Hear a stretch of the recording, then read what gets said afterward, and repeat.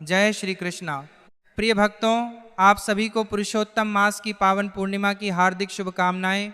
यह कोई साधारण पूर्णिमा नहीं है, यह वह दिव्य तिथि है जो 3 वर्षों में केवल एक बार आती है। शास्त्रों में इसे ऐसी पूर्णिमा बताया गया है जो मनुष्य के जीवन का भाग्य बदल सकती है।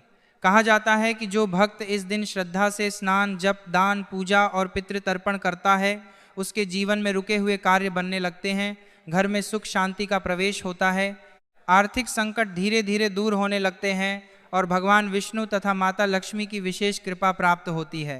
प्रिय भक्तों, आज के इस विशेष वीडियो में हम विस्तार से जानेंगे कि पुरुषोत्तम मास की पूर्णिमा कब मनाई जाएगी, कौन सा कार्य किस दिन करना श्रेष्ठ रहेगा, कौन कौन से उपाय इस दिन अवश्य करने चाहिए, कौन सी सावधानियां रखनी चाहिए और आखिर क्यों इस दिन को करोड़ों गुना पुण्य देने वाली तिथि कहा गया है। बहुत से लोगों के मन में भ्रम है कि पूर्णिमा 30 मई को माने या 31 मई को। कुछ लोग उदया तिथि की बात कर रहे हैं तो कुछ लोग चंद्र उदय व्यापिनी तिथि का उल्लेख कर रहे हैं। इसलिए आज हम केवल सुनी सुनाई बात नहीं करेंगे, बल्कि शास्त्रों और परंपरागत नियमों के आधार पर पूरी स्पष्ट जानकारी समझेंगे। प्रिय भक्तों, कहा जाता है कि जब भगवान विष्णु ने अधिक मास को अपना नाम देकर पुरुषोत्तम मास बनाया, तभी से इस मास की हर तिथि अत्यंत फलदायी हो गई। लेकिन पूर्णिमा का स्थान इनमें सबसे विशेष माना गया है। यह वह दिन है जब चंद्रमा अपनी पूर्ण कलाओं में होता है और भगवान विष्णु की कृपा पृथ्वी पर विशेष रूप से बरसती है। इस दिन यदि कोई व्यक्ति सच्चे मन से भगवान का स्मरण कर ले तो उसका जीवन भी धीरे धीरे प्रकाश से भरने लगता है। अब प्रश्न आता है कि इस दिन सुबह से लेकर रात तक क्या करना चाहिए। प्रिय भक्तों, सबसे पहले आपको ब्रह्म मुहूर्त में उठना है। सूर्योदय से पहले स्नान करना अत्यंत शुभ माना गया है। यदि संभव हो तो स्नान के जल में थोड़ा सा गंगा जल मिला लें। ऐसा माना जाता है कि पुरुषोत्तम मास की पूर्णिमा पर किया गया स्नान अनेक जन्मों के पापों को शांत करने की शक्ति रखता है। स्नान के बाद साफ और पवित्र वस्त्र धारण करें, घर के मंदिर में दीपक जलाएं और भगवान विष्णु या लक्ष्मी नारायण का ध्यान करें। इस दिन मंत्र जाप का बहुत महत्व है। यदि आपके पास गुरु मंत्र है तो उसका जाप करें, अन्यथा नमो नारायणाय या नमो भगवते वासुदेवाय मंत्र का जाप कर सकते हैं। जो भक्त भगवान शिव की आराधना करते हैं वे नमः शिवाय मंत्र का जाप भी कर सकते हैं। प्रिय भक्तों, इस दिन किया गया थोड़ा सा मंत्र जाप भी कई गुना फल देता है, इसलिए जितना संभव हो उतना जाप अवश्य करें। इसके बाद भगवान विष्णु का पूजन करें। यदि घर में शालिग्राम भगवान हैं तो उनका विशेष अभिषेक करें। भगवान को पहले शुद्ध जल से स्नान कराएं, फिर दूध से और उसके बाद पुनः गंगा जल मिले जल से स्नान कराएं। भगवान को पीले वस्त्र अर्पित करें, तिलक लगाएं, अक्षत चढ़ाएं, फूल अर्पित करें और घी का दीपक जलाएं। प्रिय भक्तों, ध्यान रखिए, पूजा केवल विधि नहीं होती, पूजा भाव से होती है।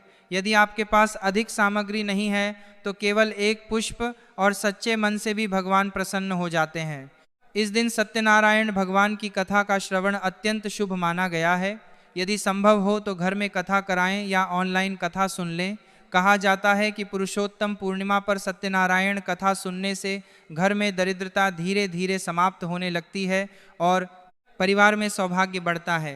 प्रिय भक्तों, अब मैं आपको एक छोटी सी कथा सुनाता हूँ जो इस पूर्णिमा की महिमा को समझाती है। प्राचीन समय में एक गरीब ब्राह्मण था। उसके घर में सदैव आर्थिक संकट बना रहता था। वह दिन रात मेहनत करता, लेकिन घर की स्थिति नहीं बदलती थी। एक दिन एक संत उसके गांव में आए। ब्राह्मण ने विनम्रता से उनसे पूछा कि ऐसा कौन सा उपाय है जिससे उसके जीवन में सुख आ सके। तब संत ने कहा कि आने वाली पुरुषोत्तम पूर्णिमा पर श्रद्धा से भगवान विष्णु का पूजन करना, पितरों का तर्पण करना और अपनी सामर्थ्य के अनुसार दान करना। ब्राह्मण ने वैसा ही किया। उसने बहुत बड़ा दान नहीं दिया, केवल कुछ रोटियां और जल दान किया, लेकिन उसका भाव सच्चा था। कहते हैं कुछ ही महीनों में उसके जीवन की परिस्थितियां बदलने लगीं। उसके घर में अन्न की कमी दूर हुई, परिवार में सुख आया और उसके बच्चों को भी उत्तम सफलता प्राप्त हुई। शास्त्र कहते हैं कि भगवान धन नहीं देखते, भाव देखते हैं। प्रिय भक्तों, इस दिन पितृतर्पण का भी विशेष महत्व बताया गया है। बहुत से लोग भ्रम फैलाते हैं कि पुरुषोत्तम मास में पितृकर्म नहीं करना चाहिए, लेकिन शास्त्र ऐसा नहीं कहते। इस दिन यदि श्रद्धा से पितरों का स्मरण किया जाए तो पितृ प्रसन्न होते हैं और परिवार पर कृपा बरसाते हैं। आप एक तांबे के लोटे में जल लें, उसमें काले तिल और थोड़ा सा गंगा जल मिलाएं, दक्षिण दिशा की ओर मुख करके अपने पितरों का स्मरण करें और जल अर्पित करें। यदि संभव हो तो भगवद गीता के 7वें अध्याय का श्रवण करें और उसका पुण्य पितरों को समर्पित करें। प्रिय भक्तों, परिवार में लगातार क्लेश होना, पति पत्नी में विवाद रहना, संतान का बात न मानना या घर में मानसिक अशांति रहना कई बार पितृदोष का संकेत माना जाता है। इसलिए इस दिन पितरों का स्मरण अवश्य करें। कहा जाता है कि जो व्यक्ति पूर्णिमा के दिन अपने पितरों को जल देता है, उसके घर में आने वाली पीढ़ियां भी सुख प्राप्त करती हैं। अब बात करते हैं दान की। प्रिय भक्तों, इस दिन दान का फल सामान्य दिनों की तुलना में कई गुना अधिक माना गया है।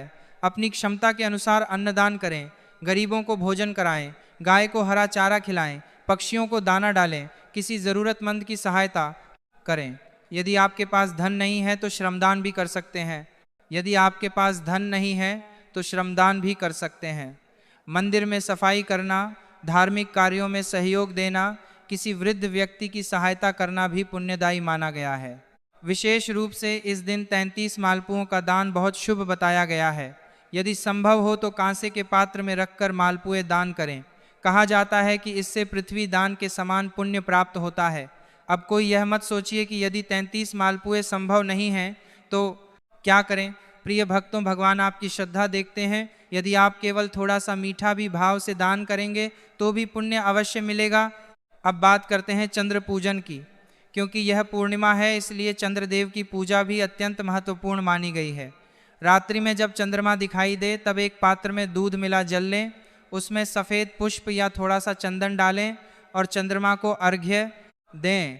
श्रां श्री श्रौं सह चंद्राय नमः मंत्र बोलते हुए अर्घ्य अर्पित करें।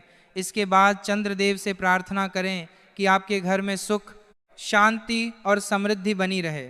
कहा जाता है कि पूर्णिमा पर चंद्र पूजन करने से मानसिक तनाव कम होता है और घर में लक्ष्मी स्थिर होती हैं। सायंकाल दीपदान अवश्य करें। प्रिय भक्तों, दीपदान केवल एक परंपरा नहीं बल्कि अंधकार से प्रकाश की ओर जाने का प्रतीक है। भगवान विष्णु के सामने घी का दीपक जलाएं और घर के मुख्य द्वार पर भी दीपक रखें। ऐसा माना जाता है कि जहां दीपक का प्रकाश होता है वहां नकारात्मकता दूर होती है। अब बात करते हैं सबसे महत्वपूर्ण प्रश्न की कि पूर्णिमा कब मनाई जाए। इस वर्ष पूर्णिमा तिथि 30 मई को सुबह लगभग 11:58 से प्रारंभ होकर 31 मई को दोपहर तक रहेगी। अब यहाँ शास्त्रों का नियम समझना आवश्यक है। व्रत और चंद्र पूजन के लिए चंद्र उदय व्यापिनी तिथि को महत्व दिया जाता है, अर्थात जिस दिन पूर्णिमा में चंद्रमा का उदय हो उस दिन व्रत और पूजन करना श्रेष्ठ माना गया है। इसलिए सत्यनारायण व्रत, चंद्र पूजन और मुख्य पूर्णिमा व्रत 30 मई को करना उत्तम रहेगा। लेकिन स्नान, दान, जप और पितृ तर्पण जैसे कार्यों के लिए उदया तिथि को महत्व दिया जाता है। इसलिए 31 मई को स्नान, दान और पितृकर्म करना विशेष फलदायी माना जाएगा। यही कारण है कि शास्त्रों में दोनों दिनों के अलग अलग महत्व बताए गए हैं। प्रिय भक्तों, इस दिन कुछ सावधानियां भी रखनी चाहिए। तुलसी पत्र न तोड़ें, किसी का अपमान न करें, क्रोध और कटु वचन से बचें, दूसरे के घर का अन्न खाने से बचना चाहिए। कोशिश करें कि दिन भर सात्विकता बनी रहे। मांस, मदिरा और तामसिक भोजन से दूर रहें, क्योंकि पुरुषोत्तम मास स्वयं भगवान विष्णु को समर्पित मास है। प्रिय भक्तों, याद रखिए, जीवन में कुछ अवसर ऐसे आते हैं जब ईश्वर स्वयं कृपा बरसाने के लिए द्वार खोलते हैं। पुरुषोत्तम पूर्णिमा उन्हीं दुर्लभ अवसरों में से एक है। यह केवल एक तिथि नहीं बल्कि आत्मशुद्धि का अवसर है। यदि आपने श्रद्धा और विश्वास के साथ इस दिन को मना लिया तो भगवान की कृपा आपके जीवन में अवश्य प्रकट होगी। यदि आपके जीवन में आर्थिक परेशानी है, घर में क्लेश है, मन अशांत रहता है या कार्यों में बार बार बाधाएं आती हैं तो इस पूर्णिमा पर भगवान नारायण के चरणों में सच्चे मन से प्रार्थना कीजिए। कई बार एक सच्ची प्रार्थना मनुष्य का भाग्य बदल देती है। भगवान विष्णु और माता लक्ष्मी आप सभी के घर में सुख, शांति, समृद्धि और सौभाग्य प्रदान करें। पितरों का आशीर्वाद आपके परिवार पर बना रहे और आपके सभी रुके हुए कार्य पूर्ण हों।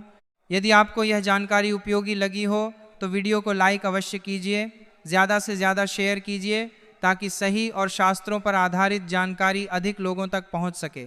चैनल पर नए हैं तो सब्सक्राइब ज़रूर करें और बेल आइकन दबा दें ताकि ऐसी ही धार्मिक और ज्योतिष संबंधी महत्वपूर्ण जानकारी आपको समय समय पर मिलती रहे। जय श्री कृष्णा। हरे कृष्णा